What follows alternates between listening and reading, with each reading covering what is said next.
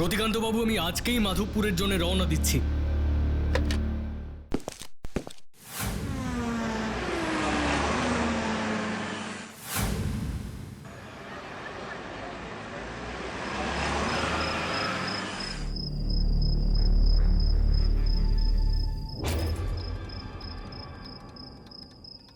আপনি এসে পড়েছেন, আমি একটু সাহস পাচ্ছি।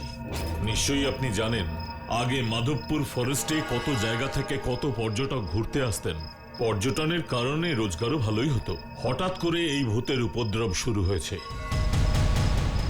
দিন হোক বা রাত, ভয়ঙ্কর ভুতুড়ে আওয়াজ শোনা যাচ্ছে। রাতের বেলায় নাকি আত্মাদেরও দেখা যাচ্ছে এখানে। এই কারণে মানুষজন আমাদের মাধবপুর ফরেস্টে আসতে এখন ভয় পাচ্ছে। এই ভৌতিক ঘটনাগুলোও ঘটছে আর বেআইনিভাবে গাছগুলোও কেটে নেওয়া হচ্ছে। কিন্তু আপনি চিন্তা করবেন না, আমি কাল সকালে ইনভেস্টিগেশনের জন্য মাধবপুর ফরেস্টে যাব। ঠিক আছে, রাত তো এখন অনেকটাই হলো, আপনি বরং এখন বিশ্রাম নিন। রামু,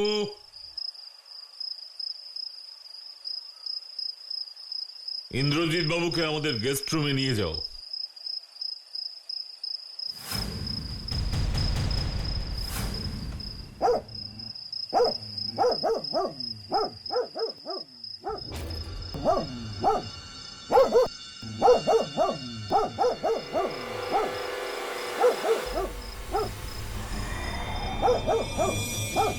ও মাই গড, এই সাদা কাপড়ে কে দাঁড়িয়ে? রামু, রামু, কি হয়েছে বাবু? একবার দেখো তো, গাছের নিচে সাদা কাপড়ে কে দাঁড়িয়ে আছে? কোথায়? গাছের নিচে সাদা কাপড়ে তো কেউ নেই ইন্দ্রজিৎ বাবু। যদি কেউ না থেকে থাকে তাহলে এই কুকুরটা কেন চিৎকার করছে? কুকুর? কোথায় কুকুর বাবু? আমি তো ওখানে কুকুর বা সাদা কাপড়ে কাউকেই দেখতে পাচ্ছি না। দেখতে পাচ্ছ না? কই দেখি তো। স্ট্রেঞ্জ, এই তো একজন ভদ্রমহিলা সাদা কাপড়ে ওখানে দাঁড়িয়েছিলেন, কিন্তু গেলেন কোথায়? বাবু, আমি জমিদার বাবুর বাড়িতে 10 বছর ধরে কাজ করছি, কিন্তু আপনি যেমনটা বলছেন এরকমের আগে কোনোদিন শুনিনি। আপনি আলো নিভিয়ে ঘুমিয়ে পড়ুন বাবু, দেখবেন ঘুমিয়ে পড়লে সব ঠিক হয়ে যাবে। ঠিক আছে রামু, তুমি আসতে পারো। মাধবপুরের রহস্য ক্রমশ আরো বেড়েই চলেছে।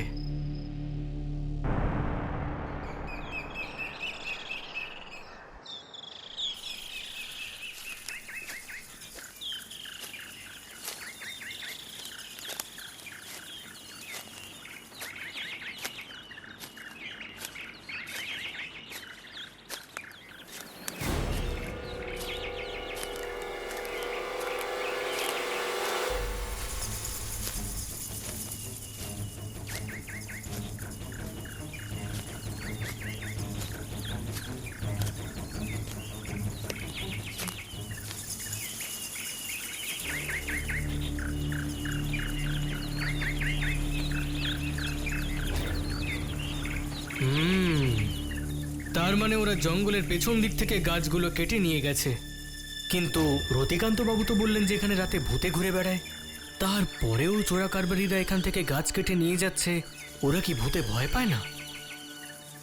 নিশ্চয়ই কিছু গন্ডগোল রয়েছে। এখানকার ফরেস্ট ইন্সপেক্টর ভুবন ঘোষালের সাথে দেখা করতে হবে। দেখি এই ব্যাপারে ওনার কি মতামত।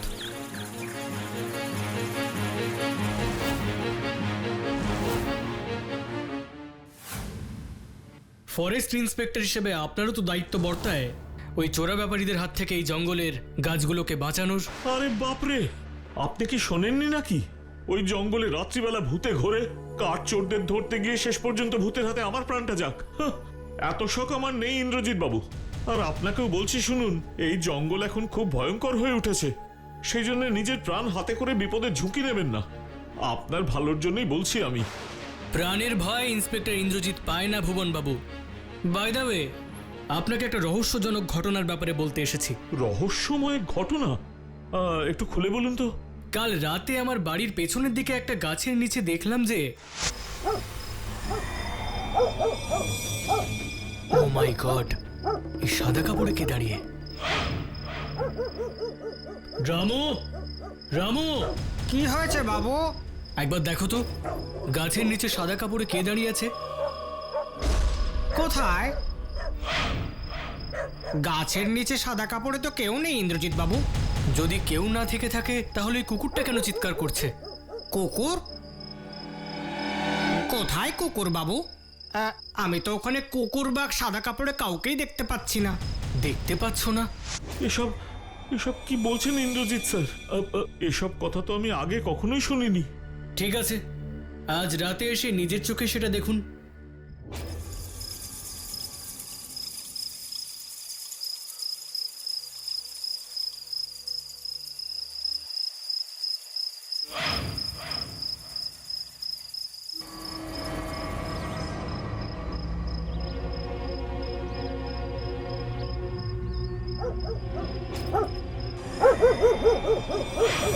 ওই দেখুন ভুবন বাবু, গাছের নিচে সাদা ঘোমটা দিয়ে কেউ একজন দাঁড়িয়ে আছে। কোথায়? আমার চোখে তো কিছুই পড়ছে না। সত্যি আপনি কিছু দেখতে পাচ্ছেন না? কিন্তু আমি, আরে তাই তো, কেউই তো নেই এখানে। এই সমস্ত ভুতুড়ে ঘটনা ইন্দ্রজিৎ বাবু, সাবধানে থাকবেন কিন্তু আপনি, খুব সাবধানে। আপনার ওপর কিন্তু ওনাদের খারাপ দৃষ্টি পড়েছে। আপনি বরং মাধবপুর ছেড়ে এখনই চলে যান। কিন্তু এই রহস্যের সমাধান না করে আমি এখান থেকে যাব না।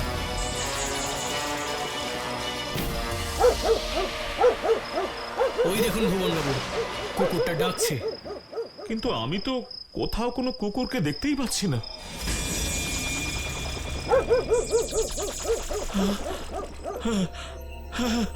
আমি এখন ওই কুকুরটাকে দেখতে পাচ্ছি। ইন্দ্রজিৎ বাবু, এটা তো সেই কুকুরটা। ইন্দ্রজিৎ বাবু, ওই কুকুরটা? ওই কুকুরটা মানে কোন কুকুরটা? আপনি কি এর আগে ওকে দেখেছেন? না না, মানে মানে হলো, কি হলো ব্যাপারটা? ভুবন বাবু কুকুরটাকে দেখে এইভাবে ভয় পেয়ে পালিয়ে গেলেন কেন? তার মানে ওই কুকুরটা আমায় কিছু দেখাতে চাইছে।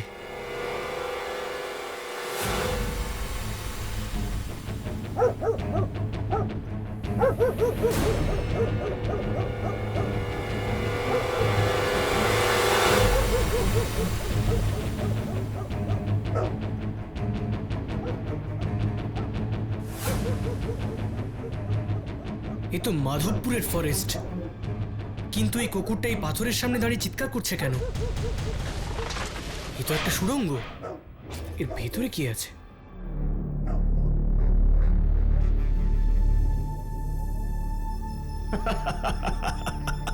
আজ তুই খুব ভালো কাজ করেছিস। আজ তোর কারণে ইন্দ্রজিতের ভুতুড়ে ব্যাপারটা সত্যি বলে মনে হবে। আগের রাতে ঘোমটা পড়ে ভয় দেখিয়েছিলিস, আর আজকে তুই সবই আপনার বুদ্ধির খেলা বাবু। চল এখন তাড়াতাড়ি সাদা শাড়িটা খুলে ফেল, আমাদের এখান থেকে বেরোতে হবে। এই তো রতিকান্ত বাবুর বাড়ির কাজের লোক রামু। ও মাই গড, ফরেস্ট ইন্সপেক্টর ভুবন ঘোষাল, এই সবের পান্ডা। কিন্তু ইন্দ্রজিৎ বাবু আমাদের এই সুড়ঙ্গের গল্পটা জানবেন কি করে? ওই কুকুরটা, ওই হয়তো যে কোনো সময় ইন্দ্রজিৎকে এখানে ডেকে নিয়ে আসবে। কুকুর? কোন কুকুর ওস্তাদ? আরে যে কুকুরটা আমাদের গাছ কাটার সময় দেখে ফেলেছিল। কিন্তু ওই কুকুরটাকে তো আমরা গুলি করে মেরে দিয়েছিলাম। ভুবন ঘোষাল, ব্যাপারটা কি ইন্দ্রজিৎ বাবু, আপনি এখানে? ওই কুকুরটা যেটা বলতে চাইছিল সেটা আমার সামনে এবার পরিষ্কার। আপনি ভূত হয়ে মানুষদেরকে ভয় দেখান, আর আপনি রাতের অন্ধকারে বেআইনিভাবে গাছ কেটে পাচার করেন। কিন্তু এবার আপনাদের সবার খেলা শেষ। ওরে রামু, এই মুহূর্তে ইন্দ্রজিৎকে শেষ করে দে।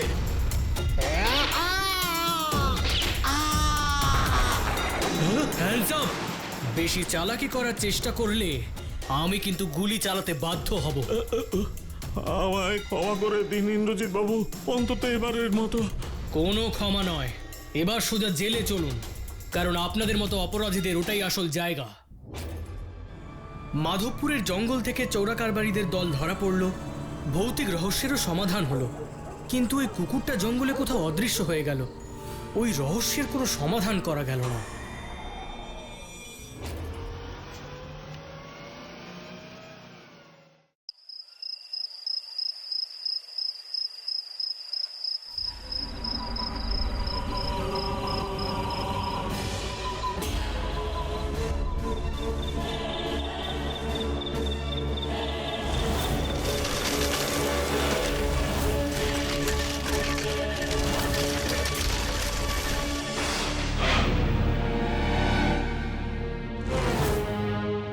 বাবা, কি স্বপ্ন, কি ভয়ানক স্বপ্ন!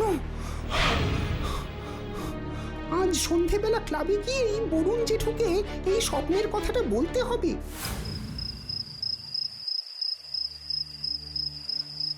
ও বরুণ জেঠু, বলো না, এমন ভয়ানক স্বপ্ন কেন দেখলাম? স্বপ্ন এক বড় অদ্ভুত বিষয় রে, এর সঠিক ব্যাখ্যা কেউই দিতে পারে না। তবে বেশিরভাগ লোকই বলে যেটা নিয়ে মানুষ বেশি চিন্তা করে সেটাই কোনো না কোনো ভাবে সে স্বপ্নে দেখে। কিন্তু আমি তো এরকম কোনো ব্যাপার চিন্তাই করিনি যে ওরকম একটা ভয়ঙ্কর স্বপ্ন দেখলাম। এসব নিয়ে আর বেশি ভাবিস না তো আকাশ, তার চেয়ে আমার গল্পটা আজ তোরা মন দিয়ে শোন। কিসের গল্প বরুণ জেঠু?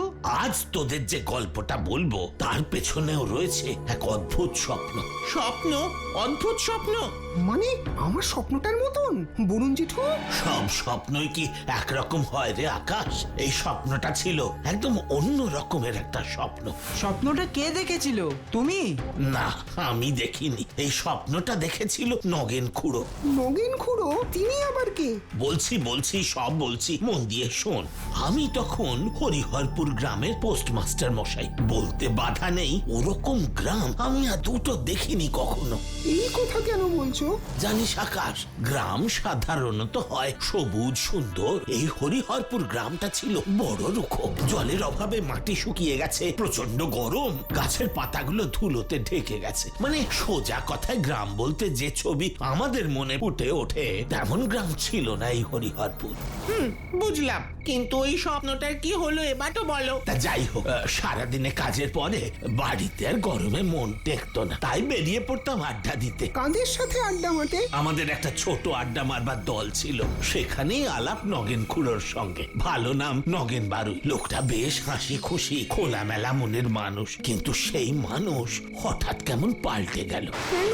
মানুষটাকে পাল্টে দিয়েছিল একটা অদ্ভুত স্বপ্ন। স্বপ্নটা কি? বলছি এক সন্ধ্যার আড্ডার আসরে দেখি নগেন খুড়ো একদম চুপচাপ হয়ে বসে আছে। আমি বললাম, ও নগেন খুড়ো, আজ কি হলো আপনার? হ্যাঁ, এমন মাথা নিচু করে বসে আছেন কেন? মন মেজাজ ভালো নেই বুঝি? কি হলো? মাস্টার মশাই কিছু বলতেছে, কানে ঢোকতেছে না? আরে নগেন খুড়ো, তোমার হলোটা কি? 3-4 রাত চোখে ঘুম নেই, বুঝলে? 3-4 রাত। কি বলছেন নগেন খুড়ো? হ্যাঁ, 3-4 রাত চোখে ঘুম নেই কেন? কি হয়েছে? স্বপ্ন গো পোস্টমাস্টার মশাই, স্বপ্ন। একই স্বপ্ন রোজ রাতে দেখতেছি গো। উফ, কি ভয়ানক স্বপ্ন, আপনাদের আর কি বলবো। আরে বলে ফেলুন, দেখবেন বললে মনটা একদম হালকা হয়ে যাবে। নগেন খুড়ো তোমার কথা শুনে সেই স্বপ্নের কথা বলতে রাজি হলো বরুণ জেঠু? হলো। তা কি বললো? বললো, জানেন পোস্টমাস্টার মশাই, কথা নেই বার্তা নেই, কোথা থেকে এক সাধু বাবা আমাকে স্বপ্নে রোজ দেখা দিচ্ছে। আর কি ভয়ঙ্কর তার চোখ দুটো।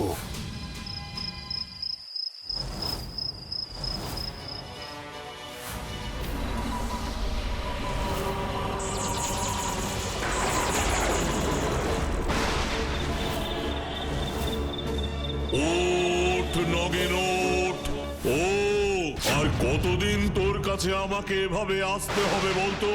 ওঠ বলছি, ওঠ। আপনি আবার এসেছেন সাধু বাবা? হ্যাঁ, আসতে বাধ্য হয়েছি, কারণ তুই আমার কথা শুনছিস না। কিন্তু কোনো কিন্তু নয় নগেন, কোনো কিন্তু নয়। একটা কথা আবার ভালো করে মন দিয়ে শুনে রাখ, যতীনের ওই সম্পত্তি আমি আর জকের মতন পাহারা দিতে পারবো না। কারণ আমাকে এবার পৃথিবীর সমস্ত মায়া ত্যাগ করে চলে যেতে হবে। সমস্ত মায়া ত্যাগ করে চলে যেতে হবে। যতীনটাকে নগেন খুড়ো? যতীন বারুই হলেন আমার বাবা। একসময় পাটের ব্যবসা করে অনেক বিষয় সম্পত্তি করেছিলেন। মায়ের কাছে শুনেছি বাবার নাকি 4 ঘোড়া মোহর ছিল। তো সেই মোহর এখন কোথায় গেল নগেন খুড়ো? জানি না, কারণ সেই মোহরের ঘোড়া দেখার সৌভাগ্য আমার কখনো হয়নি। আচ্ছা, ওই সাধু বাবা আপনার বাবার সম্পত্তি বলতে ওই 4 ঘোড়া মোহরের কথা বলছেন না তো, যেটা উনি এতদিন জকের মতন পাহারা দিচ্ছেন? হ্যাঁ, হ্যাঁ, এটা কিন্তু আপনি মন্দ বলেননি গো পোস্টমাস্টার মশাই। হতেই পারে সাধু বাবা ওই মোহরের কথাই বলতেছেন। কিন্তু চার ঘোড়া মোহর উনি কোথায় পাহারা দিচ্ছেন? আচ্ছা, সেই সম্পর্কে সাধু বাবা স্বপ্নে আপনাকে কিছু বলেননি? বলেছেন, সেই ব্যাপারেও বলেছেন। কি বলেছেন? এই হরিহরপুর গ্রামের একদম উত্তর দিকে যে বাঁশ বন আছে, সেইখানেই নাকি আমার বাবা যতীন বারুইয়ের সমস্ত সম্পত্তি উনি পাহারা দিতেছেন। বাঁশ বনে সম্পত্তি? Interesting, very interesting. তারপর তোমরা কি করলে বলুন জেঠু? সেই দিন রাতেই আমরা সবাই মিলে সেই বাঁশবনে যাব বলে ঠিক করলাম। রাতের অন্ধকারে কি আমাদের এই গভীর বাঁশবনে ঢোকা ঠিক হবে পোস্টমাস্টার মশাই? যদি ভয় লাগে তো আপনারা নাই যেতে পারেন, কিন্তু আমি যাবই। কি নগেন খুড়ো, আপনিও কি ভয় পাচ্ছেন নাকি? পেলেও আমাকে তো যেতেই হবে। রোজ রোজ ভয় পাবার থেকে একদিন ভয়ের মুখোমুখি হওয়া অনেক ভালো। ভালো, বেশ ভালো কথাটা বলেছেন আপনি। তাহলে আর কি, চলুন। কারণ বন্ধু হয়ে এক বন্ধুকে বিপদের মধ্যে তো ফেলে আর চলে যাওয়া যায় না। হ্যাঁ, চলুন। আয় নগেন আয়, আমি তোর জন্য সেই কবে থেকে অপেক্ষা করে আছি। আরে এই তো সেই সাধু বাবার গলা। আপনি ঠিক বলছেন নগেন খুড়ো। হ্যাঁ হ্যাঁ, একদম ঠিক চিনেছি পোস্টমাস্টার মশাই। এই কণ্ঠস্বর কি ভোলা যায়? সাধু বাবা, আপনি কোথায়? আরো ভেতরে ঢুকে আয়। চলুন তো দেখি। আমরা এসে গেছি সাধু বাবা। জানি।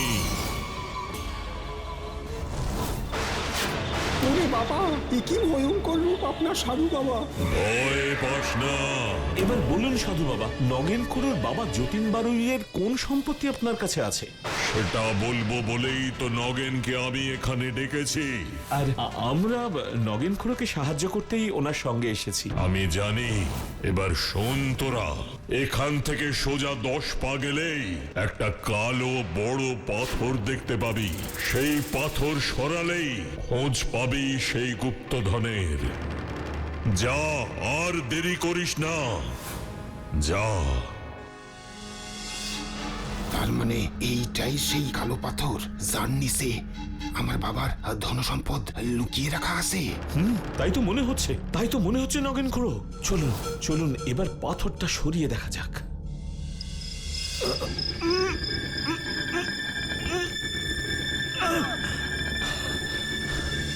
আরে, এটা তো একটা সুড়ঙ্গ।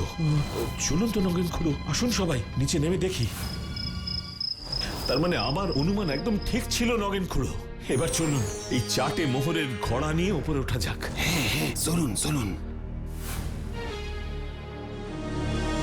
এই সার ঘোড়া মোহরই তো আমার বাবা যতীন বারুই আপনার কাছে রেখে গেছিলেন, তাই তো সাধু বাবা? কিন্তু সাধু বাবা, যতীন বারুই হঠাৎ এই 4 ঘোড়া মোহর আপনার কাছে কেন রেখে গেলেন?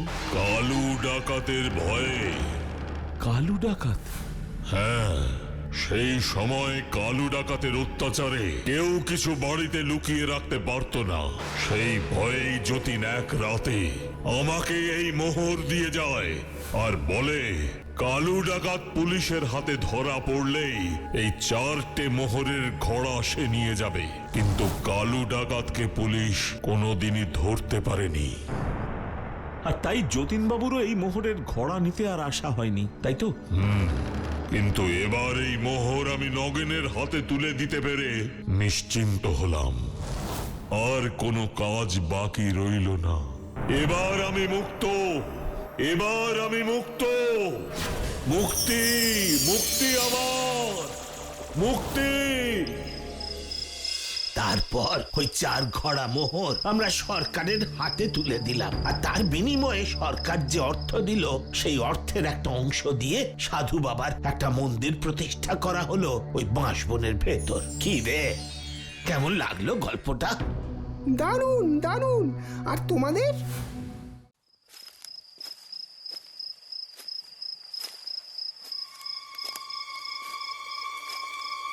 এই কবরস্থানের পাশ দিয়ে গেলে না গাটা কেমন যেন ছমছম করে ওঠে, তাই না বরুণ জেঠু? তোদের কবরস্থানের পাশ দিয়ে যেতেই গা ছমছম করছে, তাহলে আমার মতন অবস্থায় পড়লে কি করতিস বল? তোমার মতো অবস্থায় পড়লে মানে?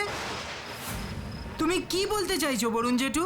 সেই ঘটনার কথা তোদের আজ আমি বলবো, কিন্তু এখানে নয়। চল চল তাড়াতাড়ি ক্লাবে যাই, তারপর তোদের সব কথা বলবো। চল।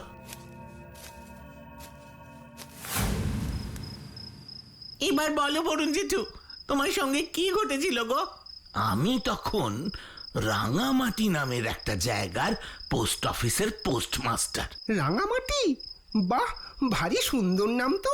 নাম যেমন সুন্দর তেমনই সুন্দর গ্রামের পরিবেশ। চারিদিকে লাল মাটি আর ছোট ছোট পাহাড় ঘিরে আছে গোটা রাঙামাটি গ্রামকে।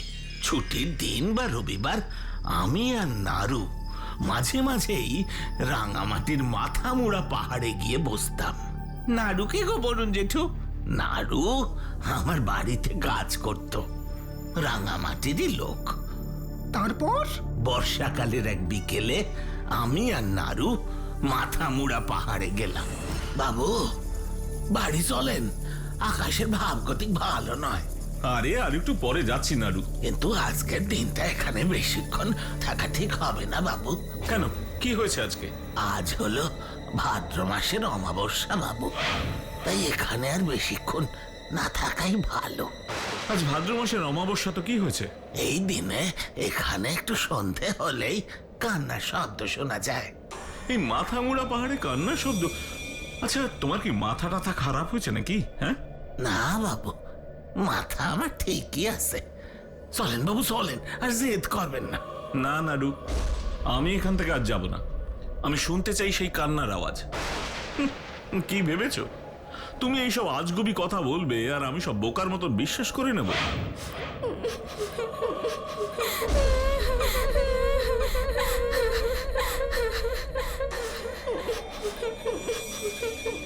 শুনতে পাচ্ছেন বাবু? পাচ্ছেন শুনতে? কে কাঁদছে নাড়ু? জানি না বাবু, কিন্তু ভাদ্র মাসের অমাবস্যার দিন এই কান্নার আওয়াজ অনেকেই শুনেছে। অনেকেই শুনেছে, কিন্তু আমি তো আজ শুধু শুনবো না, জানবো এই কান্না আসলে কার। আওয়াজটা ওদিক থেকে আসছে। বাবু ওদিকে যাবেন নে? কেন যাব না? কেন, কি আছে ওদিকে? ভূত? নাড়ু, আমি ওই সব ভূতে টুতে বিশ্বাস করি না। ওদিকে একটা খুব পুরনো ইংরেজ আমলের কবরখানা আছে। তুমি কি বলতে চাইছো? ওই কান্নার আওয়াজ ওই কবরখানা থেকে আসছে? হ্যাঁ বাবু, কবরখানা থেকেই আসছে। তাহলে তো আমাকে ওই কবরখানায় যেতেই হবে। ওই কবরখানায় যাবেন নে বাবু, যাবেন নে? আমি যাবই নাড়ু, আমি যাবই। তারপর ওই কবরখানায় গিয়ে কি দেখলে বরুণ জেঠু? কান্নার আওয়াজটা শুনতে শুনতেই আমি কবরস্থানে ঢুকলাম। আমার পেছন পেছন নাড়ুও ছুটে এলো। হঠাৎ দেখলাম একজন লোক হাতে একটা হ্যারিকেন নিয়ে আমাদের সামনে এলো। তারপর বলল,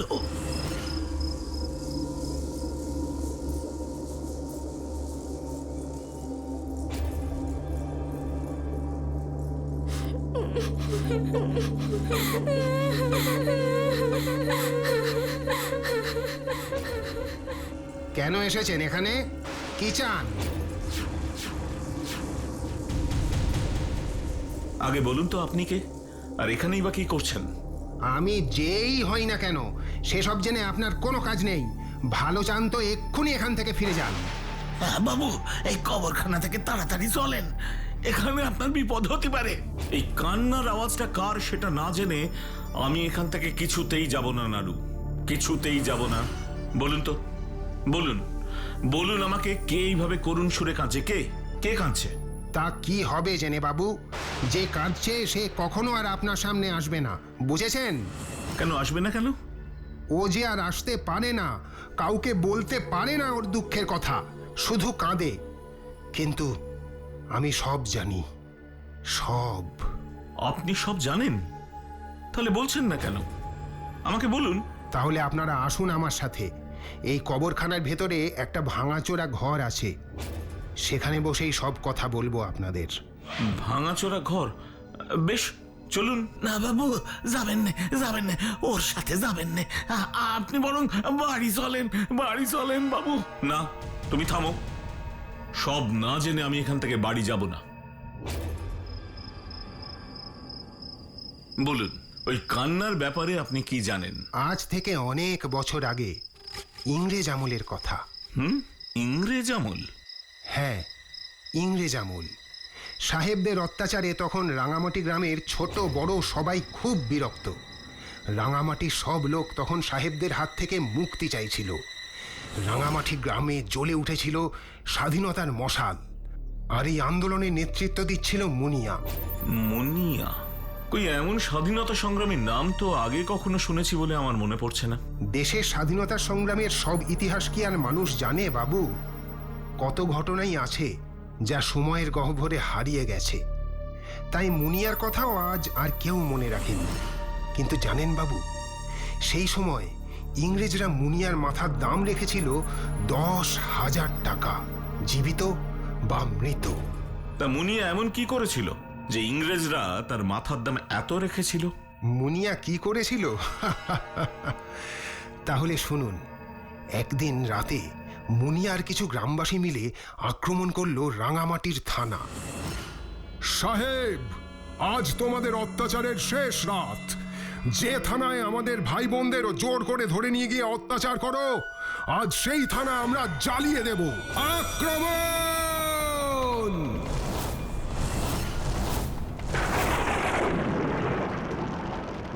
দেখতে দেখতে থানা পুড়ে ছাই হয়ে গেল। এই ঘটনায় সাহেবরা আরো রেগে গেল। পাগলের মতন খুঁজতে থাকলো মুনিয়াকে। তারপর মুনিয়ার নিজেরই দলের এক লোক টাকার লোভে মুনিয়ার খবর সাহেবদের দেয়। সাহেবরা খবর পেয়েই সেই দিন রাতে এই ঘর থেকেই ধরে নিয়ে যায় মুনিয়াকে। এই ঘর থেকে? মানে? যেখানে আপনারা এখন বসে আছেন, এই ঘরেই ইংরেজদের চোখে ধুলো দিয়ে মুনিয়া লুকিয়েছিল। কিন্তু শেষ রক্ষা হলো না। 10-12 জন ইংরেজ মুনিয়াকে ধরে নিয়ে গেল ওই কবরখানার একদম ভেতরে। আর তারপর, ইউ সোয়াইন, তুই আমাদের থানা জ্বালিয়েছিস, এবার আমরা তোকে শেষ করব। তোকে শেষ করব মুনিয়া। বন্দে মাতরম, বন্দে মাতরম, বন্দে মাতরম। দেশের জন্য শহীদ হলো মুনিয়া। স্বামীর মৃত্যুর খবর পেয়েই এই কবরখানায় পাগলের মতন কাঁদতে কাঁদতে ছুটে এলো রূপা। তারপর রূপা আর এই কবরখানা থেকে ফিরে যায়নি বাবু। মুনিয়া শোকে এই কবরখানাতেই কেঁদে কেঁদে বেড়াতো রূপা। তারপর ভাদ্র মাসের অমাবস্যার এক রাতে রূপা মারা গেল। আর তারপর থেকে ভাদ্র মাসের অমাবস্যার রাতে এই কবরখানা থেকে এই রূপার কান্নার আওয়াজ শোনা যায়। কিন্তু আপনি এত কিছু জানলেন কি করে? কে আপনি? আমি আমি কে তা জানতে চান? এ কি, আপনি হঠাৎ এইভাবে হাসছেন কেন? শুনতে পাচ্ছেন না? শুনতে পাচ্ছেন না আপনারা?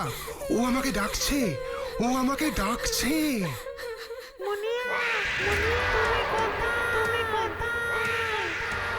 এ কি, এ তো মুনিয়াকে ডাকছে।